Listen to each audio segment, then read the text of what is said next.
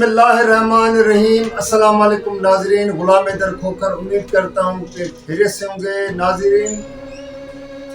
محترمہ بے نظیر بھٹو اسلامی دنیا کی پہلی خاتون وزیر اعظم کی آج اس کی شہادت کو 16 برس بیت گئے ہیں، اور اس کی شہادت کی برسی کے حوالے سے پہلی جو بڑی تقریب ہو رہی ہے وہ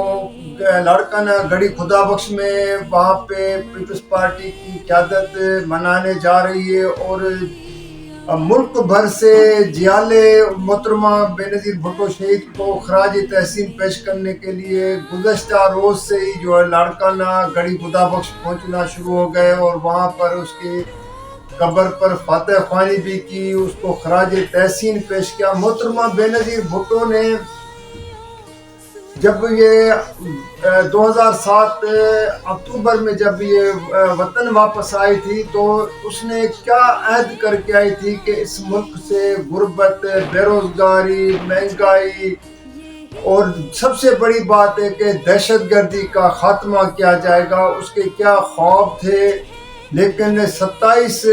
دسمبر کو آج کے دن لیاقت باغ میں اس کو وہاں پر جو ایک دہشت گردوں نے ایک سازش کے تحت اس کو شہید کیا گیا۔ تو اس حوالے سے محترمہ بے نظیر بھٹو کی ایک بڑی اسپیچ میں نے اس کی جو تقریر ہے وہاں پہ آخری محترمہ کی تقریر وہ بھی نکالی ہے، لیکن یہ چیزیں آپ لوگوں سے بات چیت شیئر کرنے سے پہلے میری تمام ناظرین سے ریکویسٹ ہے کہ آپ میرے اس چینل کو لائک بھی کیجیے گا، شیئر بھی کیجیے گا، سبسکرائب بھی کیجیے گا، کمنٹس ضرور جو نا آپ بھیجا کریں۔ کمنٹس آپ کے آتے ہیں تو میں اس سے رہنمائی بھی لیتا ہوں۔ تو ناظرین، محترمہ بے نظیر بھٹو نے جب 27 دسمبر آج کے دن لیاقت باغ پنڈی میں، اس وقت بھی انتخابات 2007 کا سال تھا، اور اتفاق سے اس وقت بھی جو ہے نا ملک کے اندر انتخابی عمل شروع ہو چکا ہے، جس کے لیے پہلے ہی امیدواروں نے جو سیاسی پارٹیوں یا آزاد انڈیپینڈنٹ ان لوگوں نے اپنے اپنے نامینیشن پیپرز داخل کرا لیے ہیں،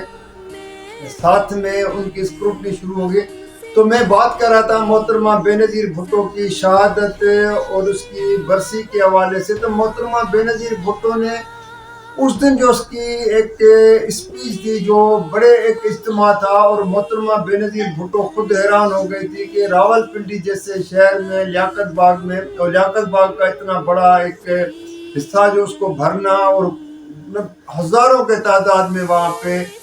کارکن جالے پہنچے ہوئے تھے۔ تو ان کو اس نے تقریر میں جہاں پر یہ اس نے کہا کہ میں ملک سے دہشت گردی کا خاتمہ کرنے آئی ہوں، اور بے روزگاری، مہنگائی، اس چیز کو بھی ختم کرنے آئی ہوں، اور نوجوانوں کا اس نے خاص طور پہ ذکر کیا تھا کہ ملک کے نوجوان بے روزگار ہیں، ان کو روزگار دوں گی۔ تو وہاں پر پھر محترمہ بے نظیر بھٹو کو جو شہید کیا گیا، تو اس سے جو محترمہ کی آخری اسپیچ ہے اس کے چند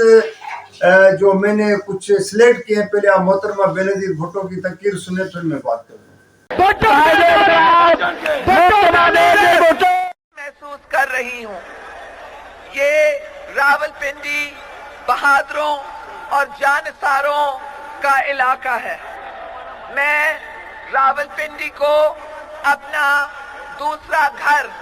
سمجھتی ہوں۔ تیر اس ملک کی یکجہتی کا نشان ہے، اور تیر اس ملک کی عزت کا نشان ہے۔ تو ناظرین، ابھی آپ نے محترمہ بے نظیر بھٹو شہید کی آپ نے یہ تقریر سنی، جس میں وہ ملک کو نیوکلیئر بنانے کے لیے جب اس نے کہا کہ جب اس وقت، حالانکہ اس کو 2 مرتبہ اس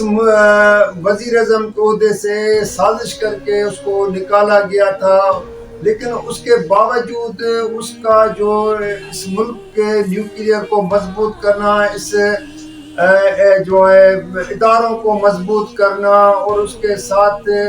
اس ملک کا نام مزید جو ہے نا دنیا میں اس کو بلند کرنا، اس کا ایک ویژن تھا، اس کا عہد تھا، اور اس کے ساتھ پھر جس طرح اس کا غریب عوام کے ساتھ اس کا ایک جو ایک عہد ویژن تھا کہ میں غریبوں کی قسمت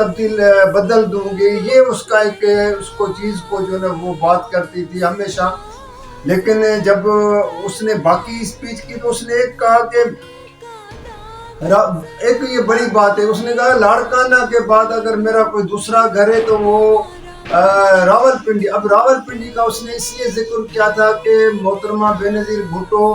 نے یہ فرمایا کہ شیخ ذوالفقار علی بھٹو جو وزیر اعظم بنے تو اس کو لیاقت اپنا پنڈی میں اس کا وزیر اعظم ہاؤس تھا. پھر جب شیخ ذوالفقار علی بھٹو کو پھانسی پہ لٹکایا تھا تو وہ بھی پنڈی شہر تھا. اپنے ایک اس کے ذہن میں یہ وہ خیالات آ رہے. اب اس کو یہ تو پتہ نہیں تھا کہ میں یہ جو اسپیچ کر کے اور یہاں سے میں جب اپنے واپس گھر جا رہی تھی اسلام آباد F8 میں تو اس سے پہلے اس کو شہید کیا جائے گا. مطلب یہ ایک کرشمہ یا اس کو ایک، لیکن اس کو ذہن میں پھر سب سے بڑی بات ہے کہ محترمہ بے نظیر بھٹو کی جو اس دن اسپیچ تھی، کیونکہ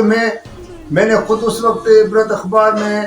وہاں پہ اسلام آباد میں بیورو چیف تھا تو میں نے اس کی اسپیچ وہ آخری جو ہے وہ کور کی تھی پنڈی میں. تو محترمہ بے نظیر بھٹو بار بار یہ کہہ رہی کہ مجھے دھرتی پکار رہی ہے. حالانکہ اس کا کہنے کا کچھ اور مقصد ہوگا کہ ہم اس ملک میں دہشت گردی کی لعنت ہے اس کو ہم ختم کریں گے. اس نے جیسے کہا تھا کہ سوات میں پاکستان کا پرچم بلند کریں گے، اس کا یہ تھا. لیکن کسی کو کیا پتا تھا کہ وہ اس کی اسپیچ کے چند لمحوں کے بعد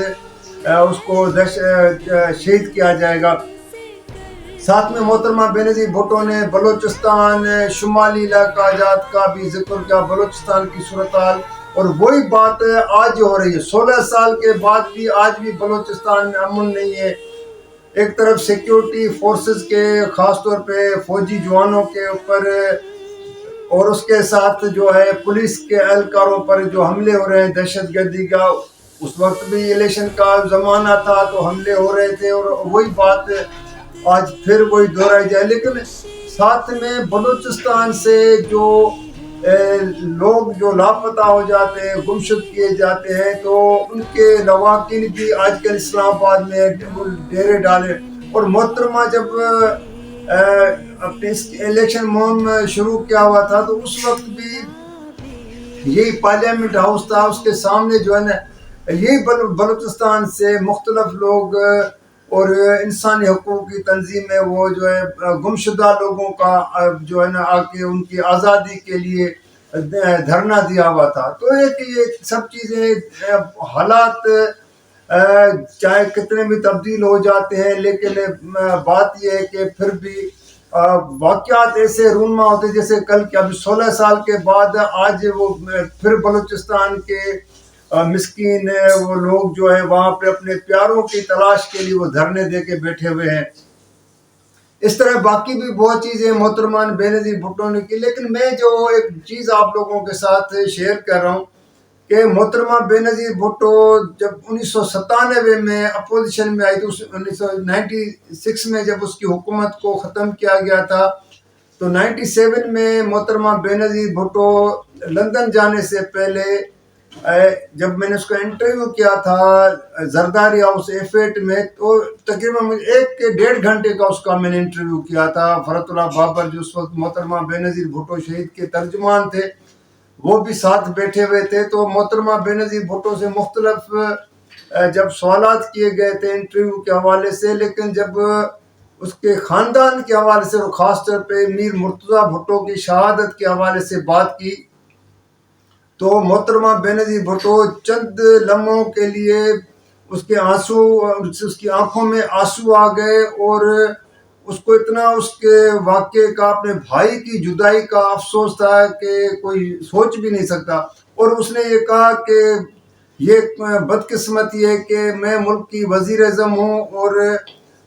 میری حکومت میں ہوتے ہوئے جو ہے میں اپنے بھائی کو بھی جو ہے میں سیکورٹی نہیں دے سکی، اس کو میں جو ہے نا بچا نہیں سکی. اس ملک میں اس نے دہشت گردی کا اور پھر جو ہے پولیس نے جب مرتضیٰ کو شہید کیا تھا تو اس پر یہ اس نے بس اتنا ہی کہا تھا کہ اب سمجھ نہیں آتا ہے کہ میرے والد کو شہید کیا گیا، پھر اس کے ایک بھائی شاہ نواز کو جس طرح زہر دے کے شہید کیا گیا تھا، اسی طرح پھر میر مرتضیٰ بھٹو کو میں نے پورا خاندان، اور پھر خود بھی جو ہے نا 2007 میں جو ہے اس دہشت گردی کا نشانہ بن گئی تھی۔ تو ناظرین، محترمہ بے نظیر بھٹو کے اوپر بات چیت کرنے کے لیے تو کافی بندہ بات کر سکتا ہے، لیکن کیونکہ وہ ایک منظر تھا اور آج اس کی برسی ہے، لیکن یہاں پہ ایک چھوٹا سا سوال پیدا ہوتا ہے پیپلز پارٹی کی قیادت سے، اور کہ 15 سال ہو گئے چلیں، باقی محترمہ بے نظیر بھٹو کے کیسز جو دہشت گردوں نے اس کو شہید کیا گیا وہ کیس انجام کو پہنچا، کسی کو سزا آئی نہیں آئی جو بھی ہو، لیکن جو 18 اکتوبر کو 2007 کو محترمہ بے نظیر بھٹو جب واپس آئی تھی، کراچی میں کارساز پہ واقعہ جو رونما ہوا تھا جس میں 200 سے زیادہ پیپلز پارٹی کے کارکن شہید ہو گئے،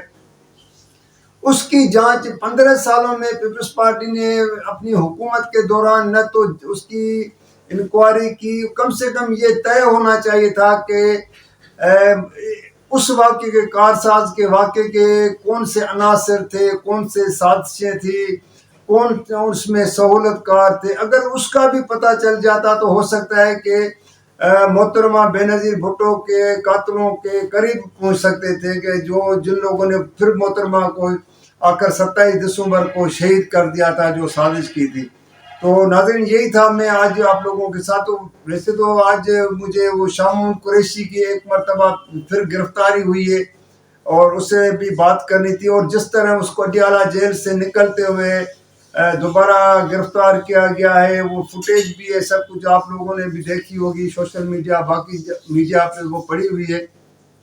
لیکن اس پر انتخابات کی شفافیت پہ اتنی انگلیاں اٹھ رہی ہیں کہ نگران حکومت کا بیسیکلی کام ہے کہ وہ آ کے صرف انتخابات کرانے کے لیے سیکورٹی فراہم کرے اور صاف شفاف اس کو بنانے کے لیے الیکشن کمیشن سے تعاون کرے، لیکن الیکشن کمیشن بھی ہاتھ پہ ہاتھ رکھ کے جیسے بیٹھ گئے ہیں، اور جس طرح کینڈیڈیٹس کو جو ہے نا گرفتار کیا جا رہا ہے، بہت سے ان کے جو نامینیشن کے حوالے سے جو شکایتیں پہلے بھی ہیں ابھی بھی ہو رہی ہیں، پھر ان کی جو اسکروٹنی ہوتی ہے نامینیشن پیپرز کی جانچ پڑتال ہوتی ہے، اس میں بھی وہاں پہ رکاوٹیں ڈالی جائیں۔ اب معاملہ تو سپریم کورٹ ہائی کورٹوں تک یہ پہنچ گیا، اب سپریم کورٹ کا ہائی کورٹوں کا اس حوالے سے فیصلے بھی آپ لوگوں کو کچھ تو آ گئے ہیں، بلے کے نشان کے حوالے سے واپس پی ٹی آئی کو ملا ہے، اس طرح دوسرے بھی، لیکن لگ یہ رہا ہے کہ ملک کے تمام اس وقت مسائل کا جو حل ہے، انکلوڈ انتخابات کے حوالے سے جہاں ان کے کینڈیڈیٹ جو حصہ لے رہے، اب سب کے سب عدالتوں کے اوپر چھوڑا جا رہا ہے کہ عدالتیں فیصلے کریں، لیکن پھر بھی فائنل اگر عدالت کسی کا بیل بھی لیتی ہے، ان کو رہا کرتی ہے، تو پھر ان کو اسی دوسرے کیسوں میں ان کو گرفتار کیا جاتا۔ تو ناظرین، آج کے لیے اتنا تھا، کل کسی اور موضوع کے ساتھ آپ سے بات چیت کروں گا، جب تک کے لیے اجازت دیجیے گا، اللہ حافظ۔